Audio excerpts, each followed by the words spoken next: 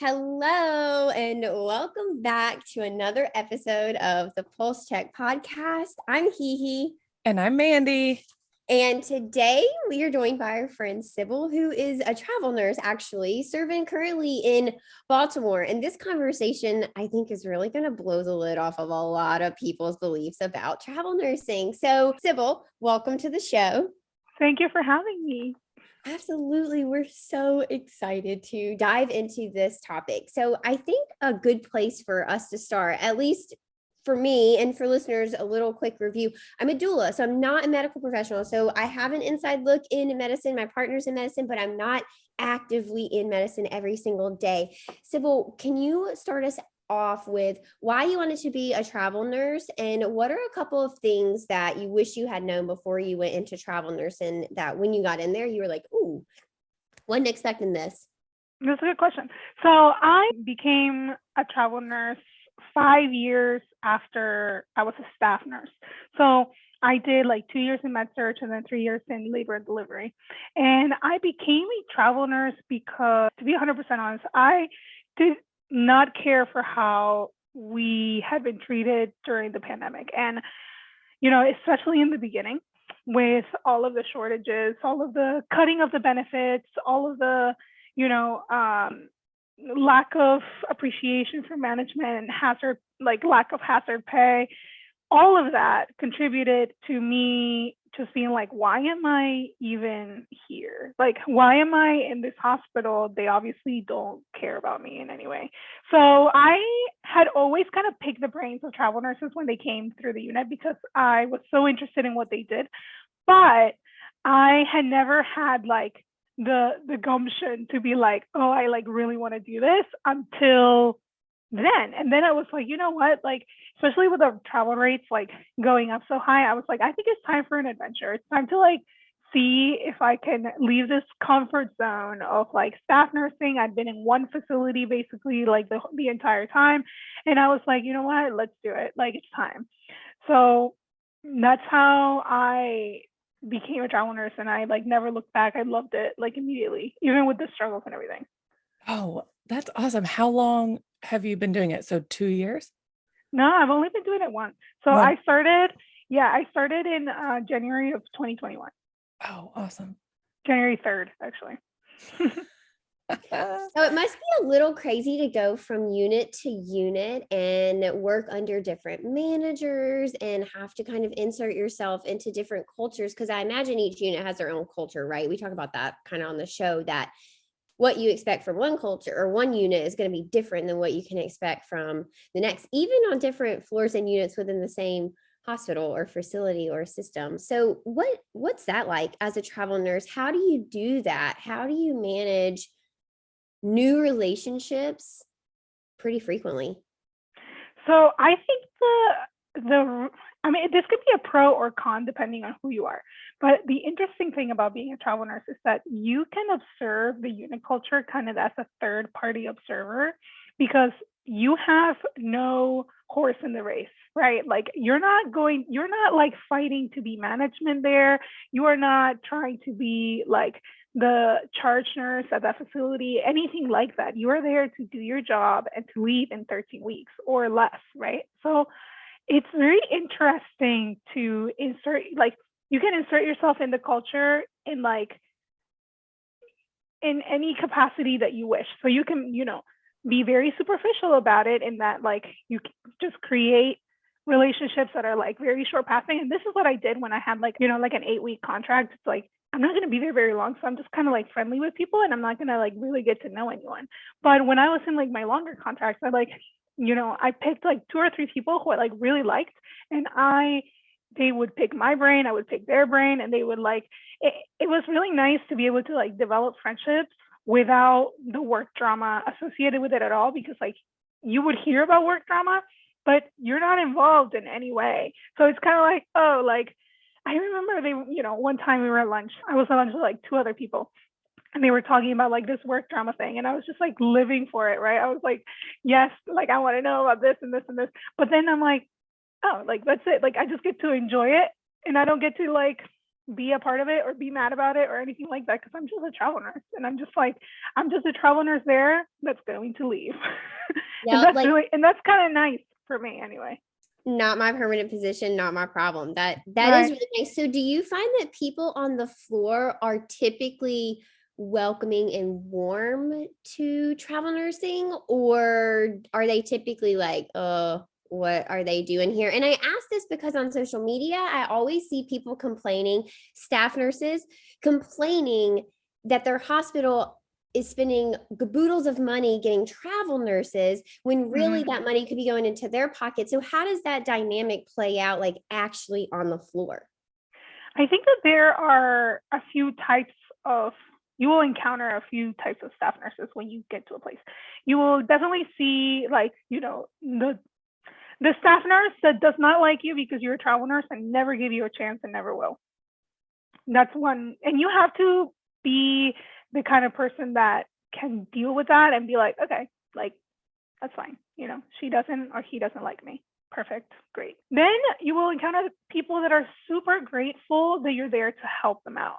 Like, there are people who like wish they could travel or have no interest in travel, who just want the help, who are fine, staying where they're at, but they don't love the fact that they're super understaffed all the time. So if they have like a couple of travel nurses come in and their ratios all of a sudden are, they go in med surg, let's say, they go from like 6 to 4 because of the travel nurses, they're extremely grateful and they're very kind and they're willing to teach and they're very sweet. There's also staff nurses that don't care to know you simply because they don't want to get attached and they know you're going to leave.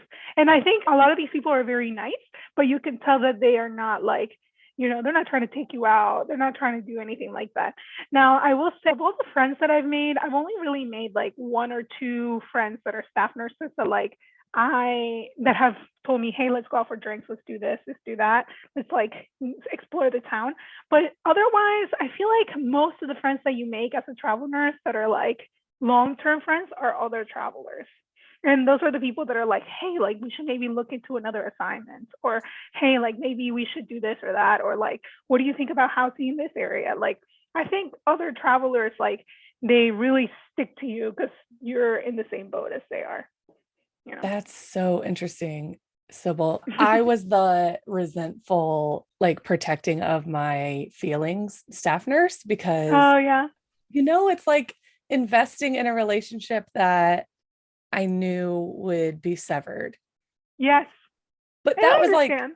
3 years ago. I've not worked too closely with travelers at that time when I left on L&D because it just felt like a little bit of a unit. Other parts of the hospital had travelers and we had less or none. But I did feel resentful and I felt like, well, I hated that, the money was going to nurses and not to me as a nurse. And I hated Mm-hmm. that. Of course, that's not the traveler's fault. And I hated that if they were cool, they would leave. And you Mm-hmm. were like, it's so like, kind of like unpredictable. A lot is changing when there's travelers because people Yeah. have already left.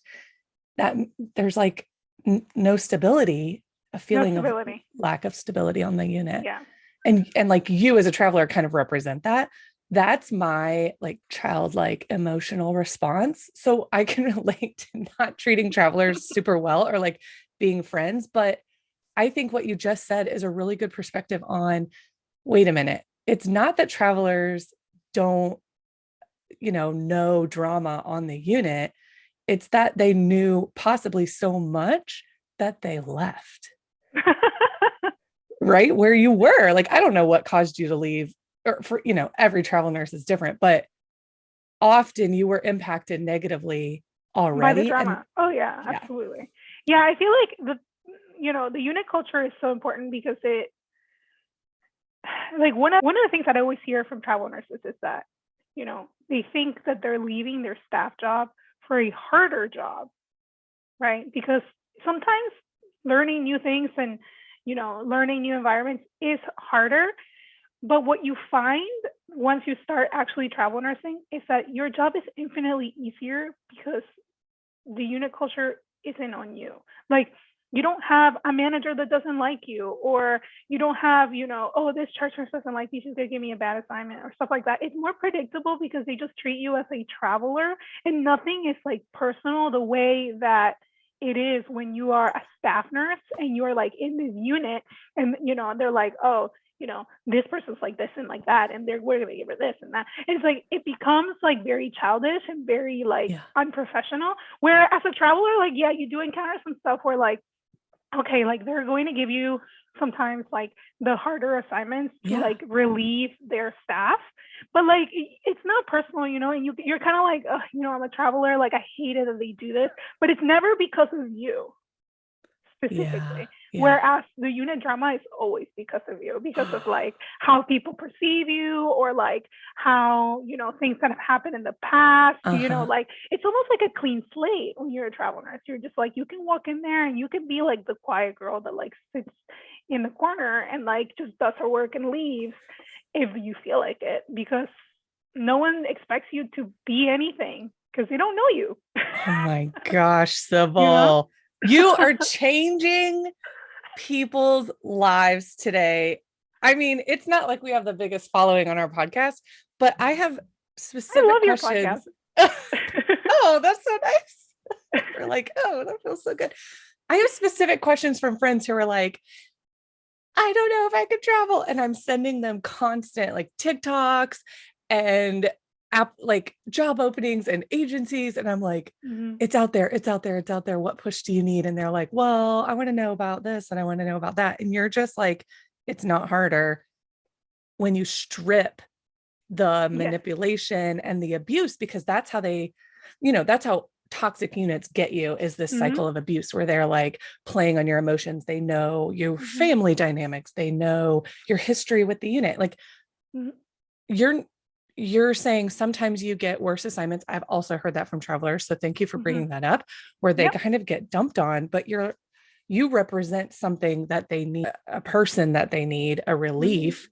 And when you have that mindset, you're able to kind of separate yourself from that role. And that's fucking amazing. That's so amazing. So like it's professional different.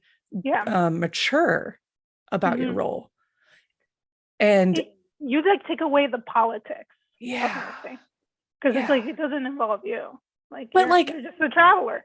I've been there at like 8 years and you're just a traveler. Like, who are you? You're going to be gone. Sure. Yeah. You're not going to stick around. I had been there 5 years, 8 years. I was getting dumped on because then I was the most senior. And so I had to go to my manager and be like, look, I know like these are the types of patients that are great sometimes, but I just need you to know that I have to seek therapy to work through this. These are hard all the time. And they're like, oh, well, you're the best at it. Like, that's BS. Yep. You get it anyways, whether you're a unit nurse or not. That's how you burn your staff out. You give, because they have to learn. So and also like you're technically giving preferential treatment to people who are not as good. To lazy people, that's right. Oh my gosh, that's what I hate. She's not as good, so I'm gonna give it to like the good nurse.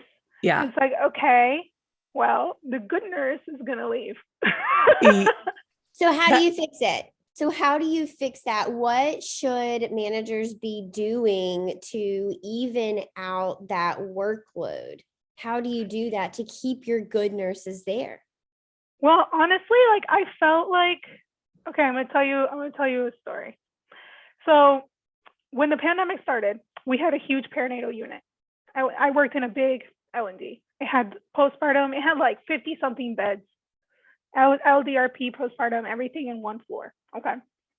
We were our own mini like hospital within a gigantic hospital. We had our own OR, PACU, all that stuff. So when the pandemic started, they put aside like 5 rooms. They made them negative pressure, 5 or 6 or something like that. They made them negative pressure and they made it the COVID area. So basically it was, they had their own, there was a group of staff that was supposed to go in the COVID area and just stay there. And that way we would keep like a clean side and a dirty kind of a thing. Okay. So if you tested positive, you would go to the COVID side. I spoke Spanish. And I was a triage nurse at the time. So I wasn't all the way to charge, but I was like one off. I was triage. And I was in the COVID area all the time. Literally, like almost every single shift that I worked, I was what they called COVID triage, because I spoke Spanish and we had a lot of Spanish speaking, like, you know, patients that would go in the COVID side. So that was helpful. But it burned me out. Like it burned me out so quick. And like, I don't think, you know, at the time, like, I don't think that anybody saw it as like, you know, oh, we're giving, you know, preferential treatment to like a group of nurses. But it ended up being that, because it ended up being that I was, you know, it was much more likely that I was going to get COVID. And this was like pre-vaccines, pre-everything, right? Like we didn't have enough PPE, like all this stuff. And I was much more exposed than other nurses who worked the same role as me. And it was preferential treatment to this group of nurses. And it's like, not that I was a better nurse, but I just knew the role better. And I felt like I was punished for it instead of rewarded. And I feel like that is the huge thing that a lot of these like very highly skilled, like, you know, nurses feel when they're staff, is that they are good nurses. They get the harder patients. They usually are relied on more so than other nurses who maybe had like a harder time, or like who were slow learners or whatever, but they don't get rewarded for it. They get punished because they get, you know, the higher acuity patient load.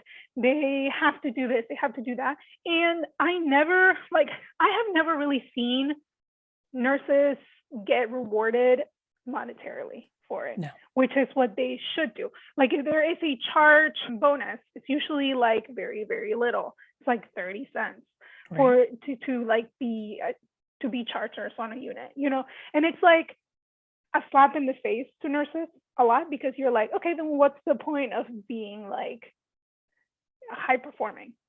Because in every other, like if you talk tech, communications, like any other field, if you're a high performing employee, you get rewarded for it. But in nursing, not necessarily. And which is why it like also makes you almost not want to be high performing once you have like burned yourself out. Because you're like, okay, like you're, you know, everybody relies on you, you're good, you're this, you're that. And then like you get to a point where you either leave and you like become a traveler or go somewhere else, or like get a lower acuity specialty where you're like less stressed out. Or you're like, why am I going to do X, Y, and Z when this nurse is just doing A, B, and C and it's fine? Like we're getting paid the same. We're doing the same things. Like, why am I going to put all this effort? I don't get anything out of it. You know what I mean? They use your desire to be helpful and your morals and values of like doing the right thing. So they put you in an impossible position where you're like, oh, okay, well, if you're not going to take them, who's going to take them? Like, fucking figure it out. Yeah, like, you know, they're not going to get as good should at be able to care. take them. Yeah. Nobody should, you know, and this is nursing. Like, they will replace you. You know, if you die on the job, they'll replace you before you're buried. You know, no one is indispensable in their role, but they pretend that you are, so that you take a specific assignment, or like so that you take, oh, like you need to come in because like we need you, because like we don't have a charge nurse or whatever. And like you're the only person that can run this. They make you feel special, but only when it benefits them. You're the only person that can do this. So we're going to prove it by guilting and shaming you into it. You're not going to see any benefit. And it's actually going to take extra days of recovery for you that we're also not going to give you. Yeah, you might actually need therapy, but it's fine. Or acknowledge. And you get more assignments. Just to add to what you said, you get more assignments if you don't talk back, if you don't fight back, if you don't stand up for yourself, if you don't advocate for yourself. So you're punished if you do it. The folks that do that, often it's underpaid, overworked charge nurses that aren't having the leadership skills that they need, and they're spread too thin on like high risk, high acuity, volatile units as labor and delivery. And so they tend to go often to the like easiest route. So we're going to put Sibyl there because Sibyl's been there all week. So like Yeah, they she's can been just there a like week, and tell she knows themselves the role. She's gonna do it. It's fine. she's going And to do it's it. like, Yeah. okay, Because I can, because I can. Well, or have we not identified that this is a necessary role that not everyone can do? So my ass should be in my director's office immediately saying, this is worth twice what I'm making. And that's where it comes in. We're like, you're dispensable. So we're going to get somebody else who doesn't have to who we don't have to pay that much. I will never But I forget. thought I was the only one that could run this part of the Yeah. you literally just told me I was the only one that could do it. Yeah, show me the money, right? I will never forget. This is one of the last straws for me leaving staff nursing. I, after doing that whole like triage thing and like doing everything, adjusting to COVID, like teaching other people how to run COVID triage and all that stuff. My evaluation, I was also like, the leader of the CUSP team. I was like doing all this stuff, right? My evaluation showed just meets expectations. Oh. And my evaluation for that year, I was like, and here's the thing, I didn't take it personally because I'm not someone who takes those kinds of things personally, but I did deduce from it, I'm never going to get anywhere here. Right. Like, how am I meet expectations when the nurse that refused to go on the COVID side because she said that she hasn't worked COVID yet, and we've been in a pandemic for like almost a year, and she's like not going, she's also meets expectations. Like, Yep. Yeah. Well, that's what you said. All your examples earlier was how they connect you personally to the role. All those examples was how they were like, oh, you're the only one to do it. You're so good. We need this. Our patients need you, blah, blah, blah, blah, blah. And the reason I say this is so like mature is that this is the first decade of you doing this, and you can see it so clearly, so quickly. To me, it took like forever. And I'm like, it's going to be hard to move. And I believed all the things that they told me, which was the grass isn't always greener. And it's the only place in my area that I can do this truly. So I would have to move my family, and well, don't you have kids to pay, and blah, blah, blah, blah, blah. And you're like, oh no, this ain't personal. This is a system that's fucked. And I need to look out for myself.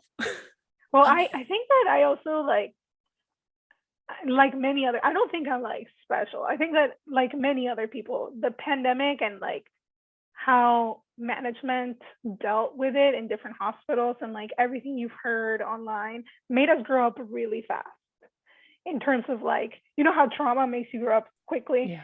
Same thing in nursing. It's like we had trauma early in our career.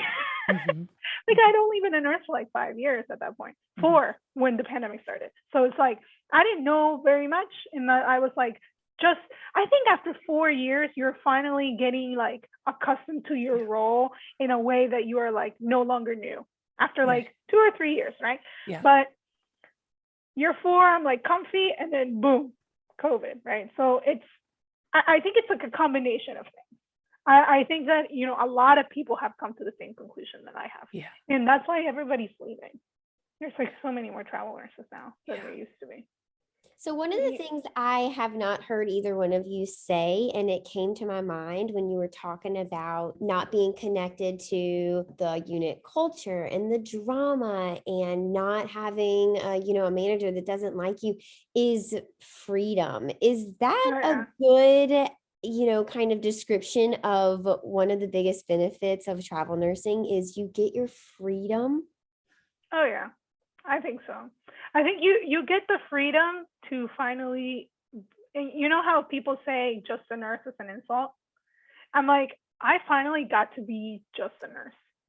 Like I was just another nurse on the unit. No, nothing extra, nothing fluffy. Like I was a pair of hands. I knew my role. I had signed like, how they make you sign like a job description. Like I'm like, I know what my job description is, and I don't have to worry about anything else. I'm not charged. I'm not a manager. I'm not trying to get a good, like, I mean, you're always trying to make a good impression, but it's not like an evaluation that's going to determine my raise. You know what I mean? Like, it's like you're trying to make a good impression because, you know, you want to make good connections. You want to your coworkers to like you, but I think it's a lot of freedom. It's a lot of freedom in terms of being, and you can, like I said, you can decide who you want to be. So let's say you're like burnt out from your last unit and you're like, you know, I just want like some peace and quiet, right? Yeah. Like, and I just want to like not really talk to many people and just kind of have this time to myself. You can do that. Or you can go to a place and be like, I want an adventure and I want to make friends and I want to do this and I want to do that. And you can do that too. Wow. If you want. You can be the weird one. You can be the weird one. You can be yourself. You can be that nurse. You can like try out your new like trauma informed care training. We're always talking about that here, and just be like, ew, everything. And I think I love like being able to just walk into every place with a clean slate. Like it's like, you know. Well, it's no strings attached, right? No strings attached, and they don't know who you are. That's a good perspective, Sibyl. Hey, we have a few minutes left. Can I do some rapid fire questions for you? Yeah. Okay.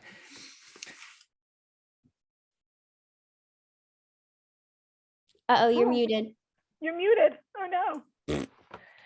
Thanks, He. And you didn't know I was going to do this. So rapid fire.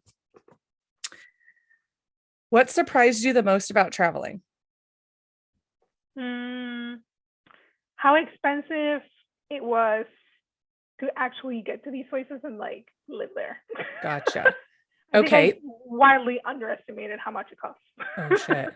Yeah. So that goes into my another one is how do you do housing stipend? Because I've heard you can take it, you can stay where they set you up, and like what have you tried?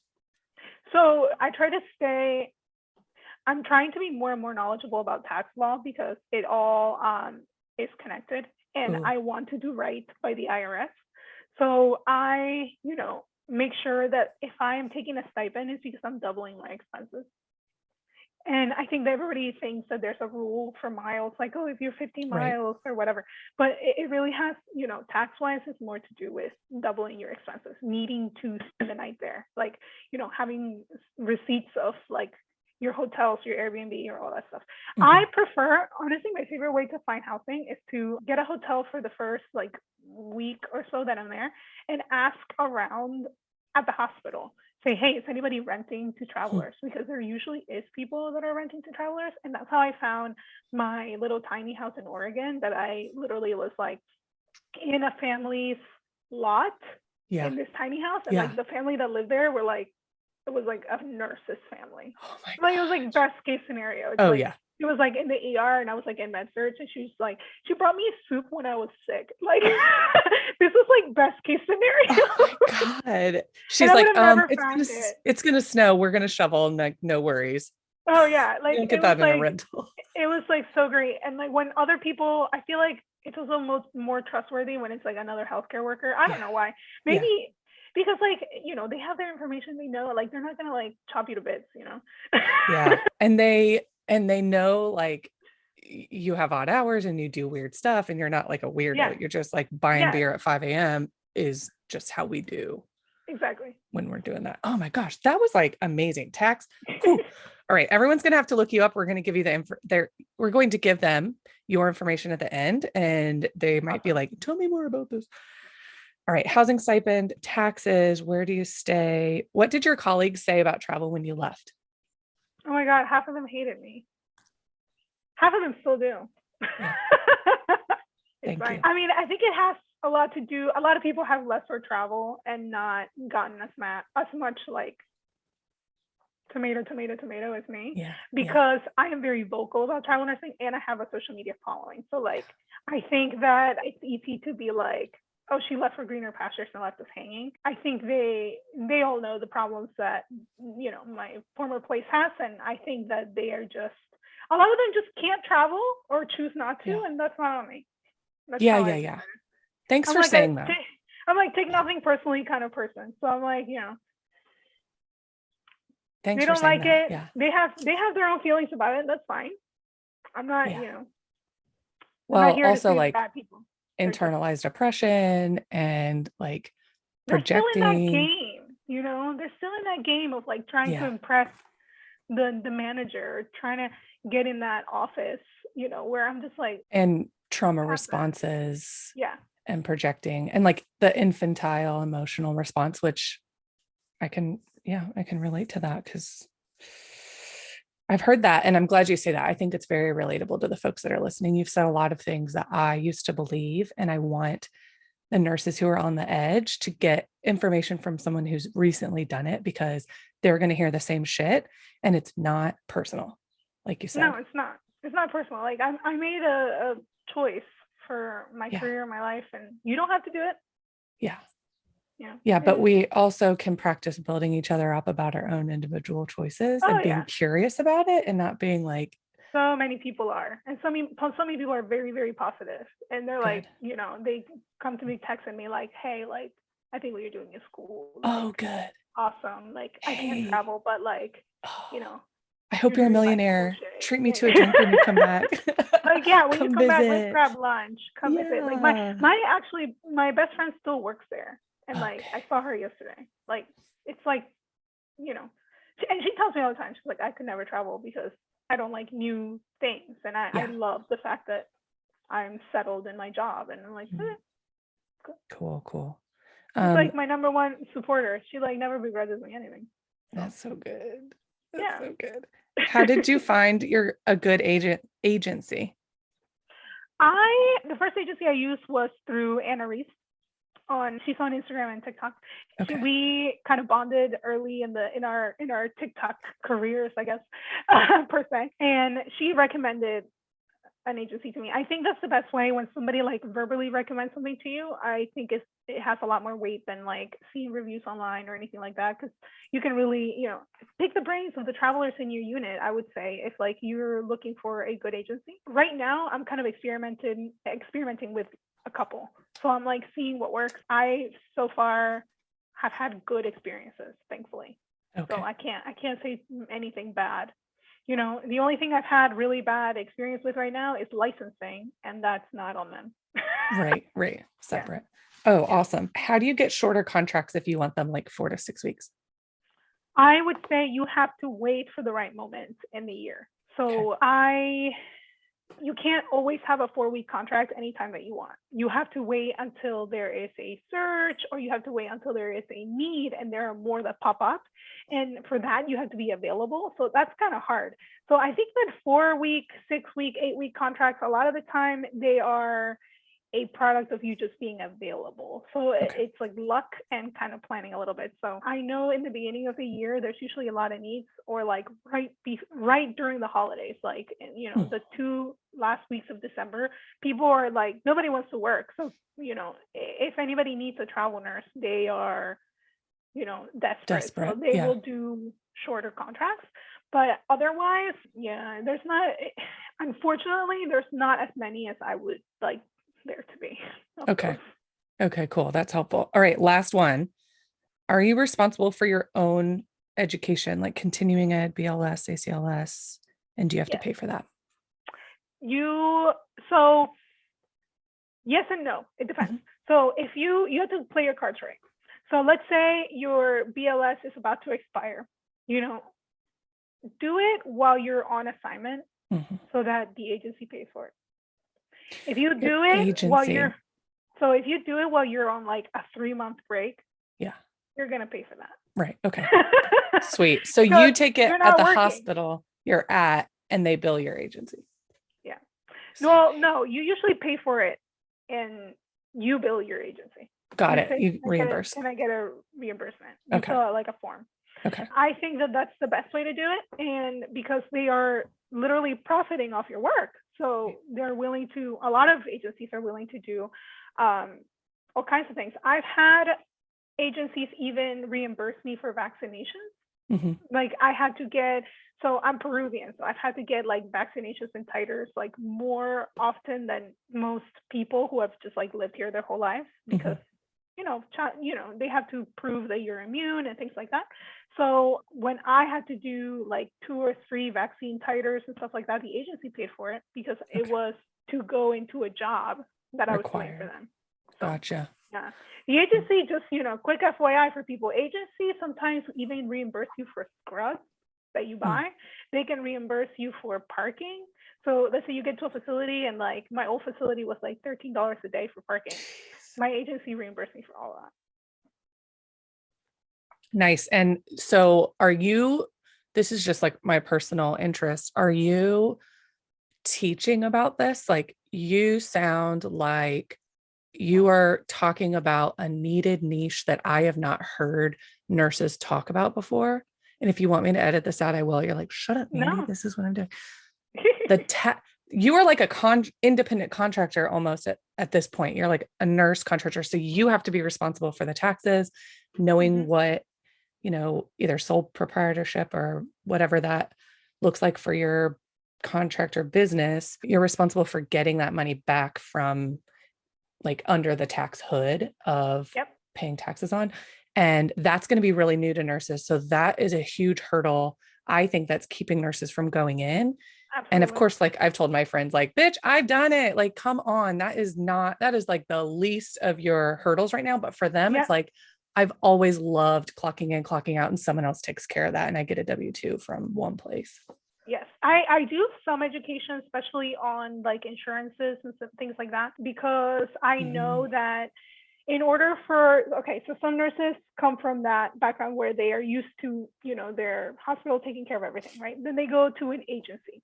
And now the agency, here's the thing, the agency will attempt to take care of everything for you, but the problem with that is that once you do that, you kind of have loyalty to the agency because it's not going to be as easy to leave. So let's say like, agency A is paying you $3,000 for a contract a week, right? And they have like your health insurance, they have your 401k, all that stuff.